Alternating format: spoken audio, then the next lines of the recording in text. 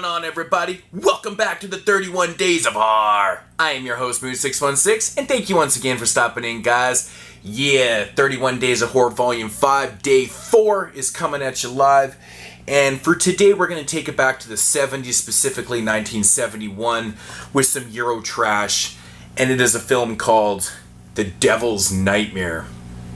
Yeah, this is a film I've actually had in the collection for a little bit of a minute, and just never got around to checking out. I know Redemption had released this DVD way back in the day. I believe that version may have been cut. I'm not 100% sure, but I always thought that Redemption was going to release this on Blu-ray, but Mondo Macabro was kind enough to put out the fully uncut version of this. This is a Belgian/Italian production.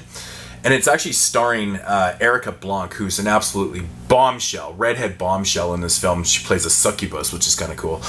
Perfect role for her. So getting into the synopsis of the film, basically we got a busload of tourists who are touring through Belgium, and they soon learn that they're actually not going to be able to get to their destination that specific day. So they go and talk to this guy who's just on the side of the road and says, hey, if you go back through the town you just came, there's a huge castle. If you talk to the Baron, he'll probably, let you in, and so you guys can stay the night kind of thing and then go on with your travels, because apparently the road that they were traveling on was closed for the night. So that's what they do. They go back to this castle that they passed, and they talk to the Baron. He kindly lets them in the house, where they're greeted to their rooms and stuff, and then once they get all settled in their rooms, they go and have a nice dinner with him, and he's being very complimentary to them and stuff. During the dinner, this beautiful bombshell redhead shows up, played by, of course, Erica Blanc, shows up at the house, and she joins them for dinner.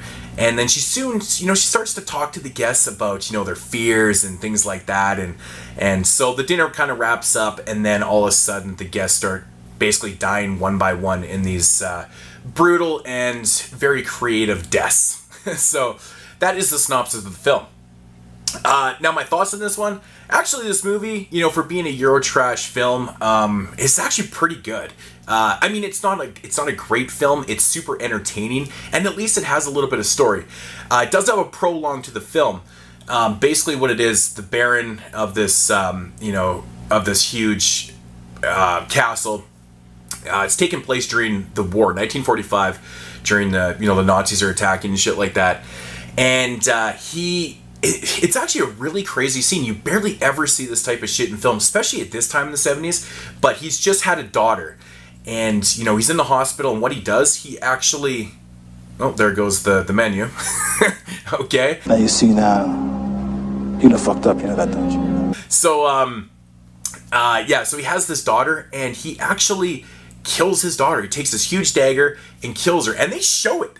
Like, this little infant baby has got his arms up and the dagger's going in. It's actually quite a crazy scene. It's very unusual to see something like that. So, but basically what it is that his family has a curse put on them.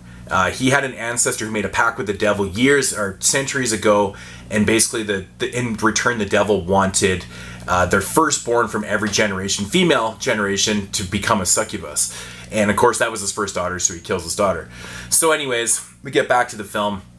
Actually pretty nice setup, man. I actually really enjoy this. It kind of plays off on the 7 Deadly Sins story, and I really enjoy that shit, man, because you got the devil, you got the 7 Deadly Sins, you got these very creative deaths and shit like that, and lo and behold, we got a really awesome and funny ass twist ending in this, which actually kind of floored me a lot.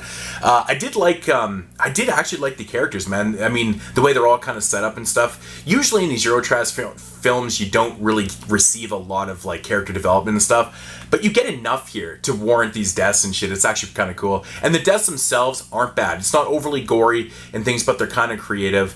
There's a really random scene in this film with a cat being mutilated.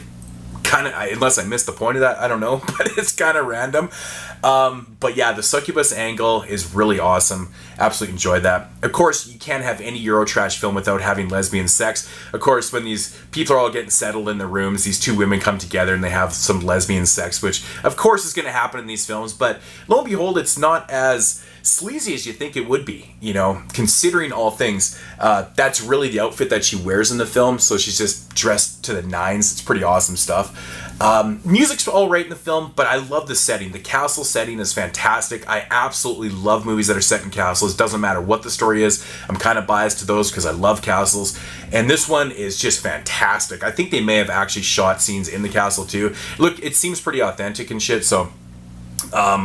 But overall, actually a pretty well-made film, considering a lot of the storylines of these movies back in the day are pretty paper-thin. This one actually has a little bit of, you know, so I wouldn't say social commentary, but it has that whole 7 Deadly Sins thing working for it, which is actually pretty cool. So that sucks that the menu went off. Fucking Mondo and their like 2-minute menus. Anyways, I do recommend The Devil's Nightmare if you're into Euro sleaze, Euro films and shit like that.